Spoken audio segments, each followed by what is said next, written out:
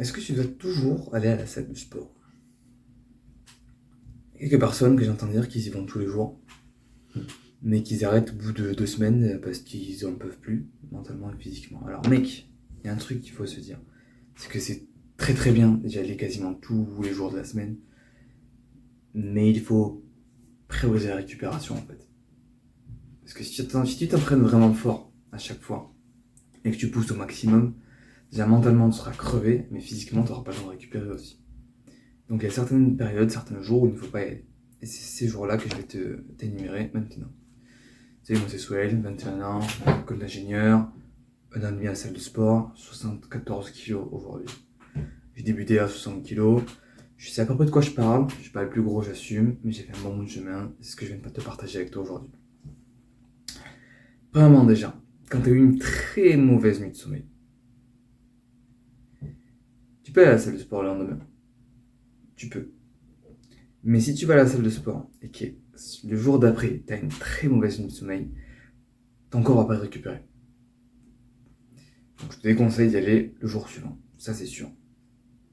Mais admettons, si t'es quelqu'un qui dort pas beaucoup déjà de base, si avec 6 heures, 7 heures de sommeil, t'es en pleine forme, pourquoi pas? Moi avec 7 heures de sommeil, je suis un gros déchet. Après chacun ses manières de vivre, t'as vu? Je critique pas. Bref, si t'as super mal dormi, évite d'y aller. Mais le plus important, c'est est-ce que tu as des courbatures? Admettons, tu viens de faire les pecs, jour des pecs, pecs, triceps, épaules. Donc t'as poussé à fond. Le lendemain, tu te réveilles, tu sens que si tu fais ça là, ah moi je l'ai là, ça fait mal partout. Partout sur les pecs. C'est peut-être. Non, c'est pas même pas peut-être. C'est pas une bonne idée de faire les pecs ce jour-là. Si tu as des courbatures, je te déconseille fortement de travailler ce muscle-là.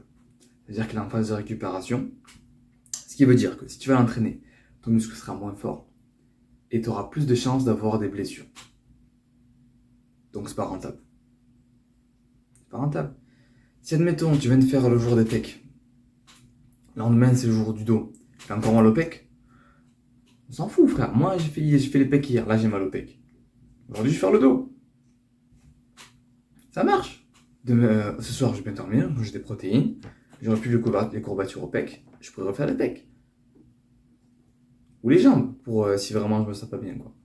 Bref, si t'as des courbatures, tu n'y vas pas.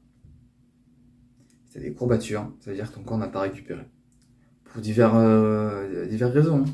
Soit t'as mal dormi, tu bois pas assez d'eau, tu pas manger assez de protéines, plein de raisons.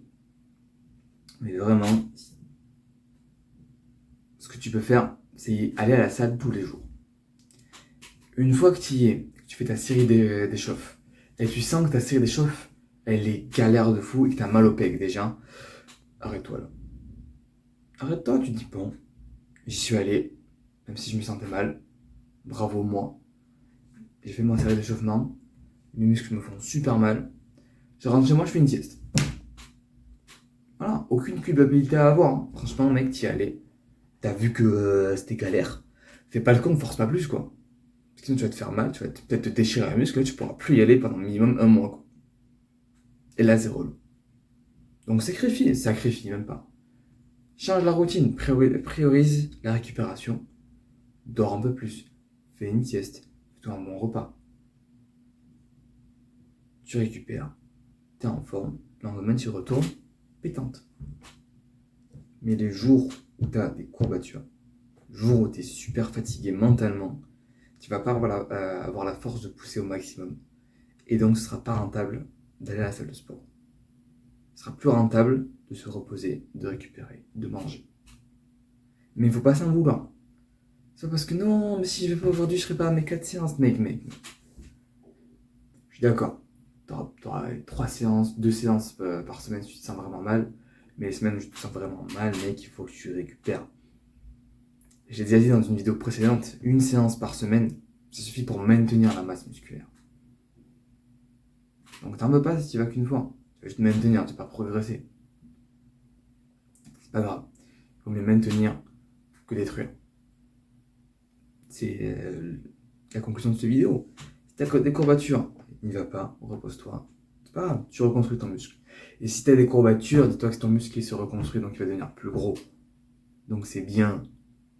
C'est bien de les sentir, mais si elles partent vite, soit ça veut dire que t'as mal fait ton workout, soit ça veut dire que t'as super bien récupéré. Dans les deux cas, tu retournes à la salle.